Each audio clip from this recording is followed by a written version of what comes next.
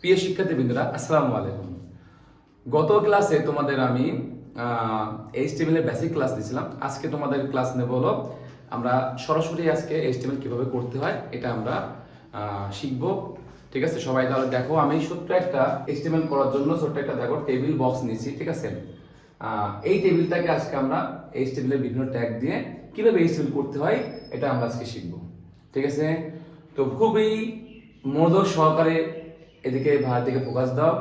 খুবই সহজভাবে তুমি আরামসে এইচটিএমএল শিখতে পারবে। ঠিক, ধরো এই টেবিলটা উদ্দীপকে আসছে এবং তোমার গ অথবা ঘতে তোমাকে পড়তে বলছে, গতে 3 মার্ক, ঘতে 4 মার্ক।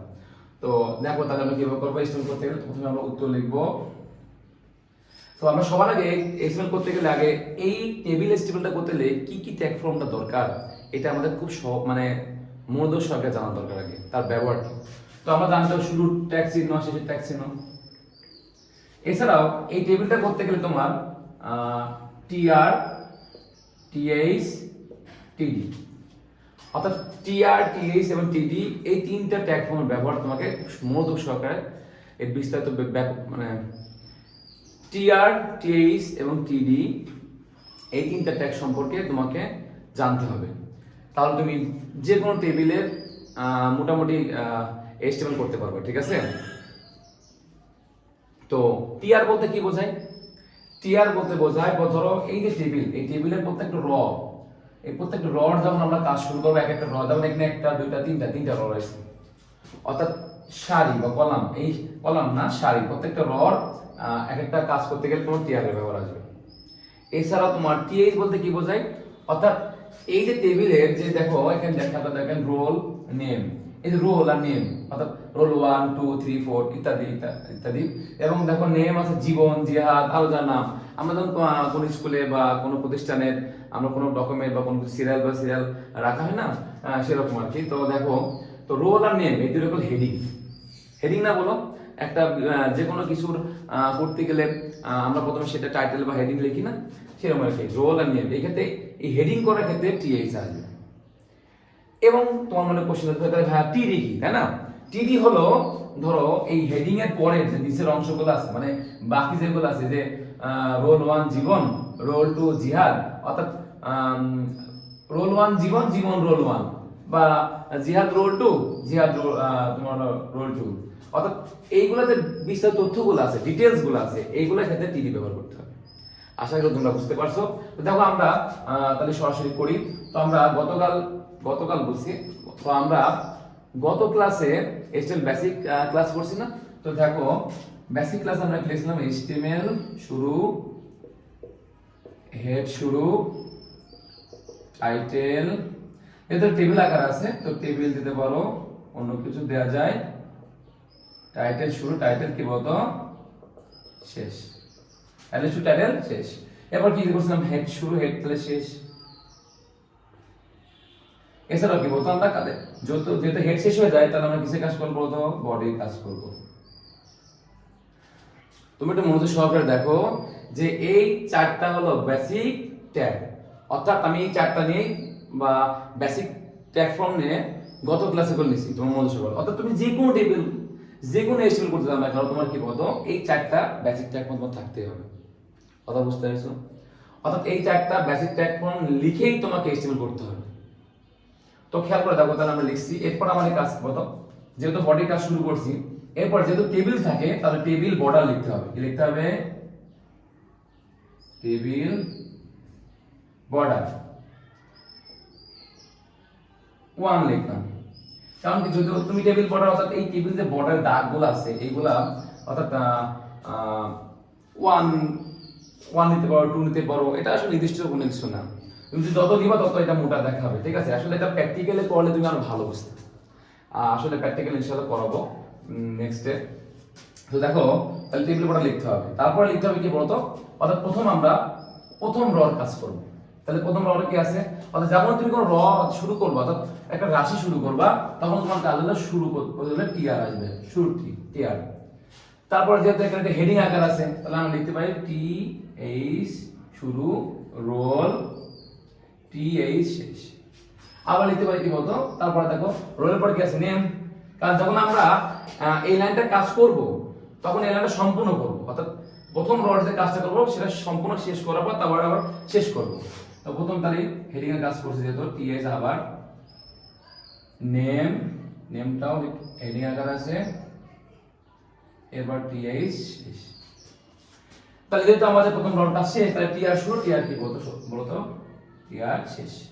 তাহলে প্রথম লাইনের কাজ আমাদের শেষ, বুঝতে পারছো?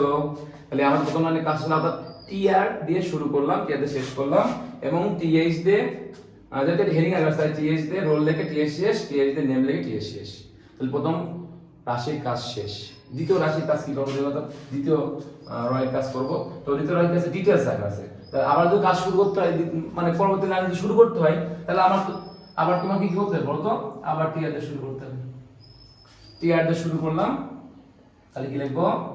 এবার যেহেতু রোল 1, রোল 2 এবং যে নামগুলো আছে এইগুলো তো ডিটেলস, অর্থাৎ তথ্য। এই তথ্যগুলো লিখলে অবশ্যই তোমার টিডি দিয়ে শুরু করতে হবে।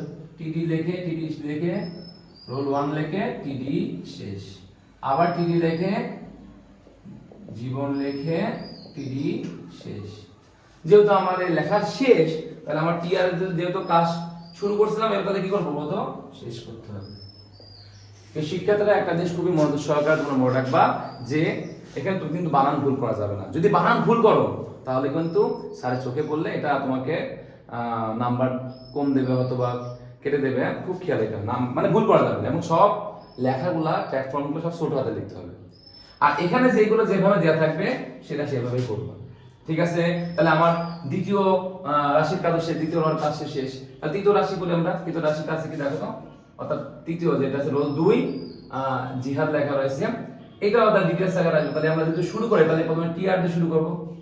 তোমরা কি এখানে বুঝতে পারছো যে যখনই কোনো একটা রাশির কাজ করছি, অর্থাৎ একটা রয়ের কাজ করছি, তখনই টিআর আসছে, টিআর আসছে। এটা খুব খেয়াল করবা। এবং এইচটিএমএল একটা বেসিক মানে বিষয় আছে, যে কোনো ট্যাগ ফর্মে শুরু আছে এবং শেষও আছে। শুধুমাত্র কয়েকটি ট্যাগ ফর্মে শুরু আছে কিন্তু শেষ নাই, তার মধ্যে বিআর আছে। হ্যাঁ, এইগুলা ইনশাআল্লাহ যখন আস্তে আস্তে আরো মানে ক্লাসগুলো করবা, ক্লাসগুলো তোমাদের করানো হবে, আমি যখন তোমাদের করাবো তখন তোমরা সবই শিখতে পারবে আস্তে আস্তে। অর্থাৎ তোমাকে আস্তে আস্তে শিখতে হবে, ধাপে ধাপে শিখতে হবে। একবারে সবকিছু তোমাকে, আমি মনে করি এইচটিএমএল প্রায় 20 থেকে 25টার উপর ট্যাগ ফর্ম আছে, তো আমি ট্যাগ ফর্মগুলো সবই তোমাকে যদি আজকে শিখাই দিই বা দেখাই দিই, তোমার কাছে একদম পুরো পেশা হয়ে যাবে। তুমি মানে তখন নিতে পারবে না, জিনিসটা তোমার কাছে মানে মনে কঠিন মনে হবে। তো আমরা এই জন্য আস্তে আস্তে ধারাবাহিকভাবে পর্যায়ক্রমে এই ক্লাসগুলো শিখবো, ঠিক আছে?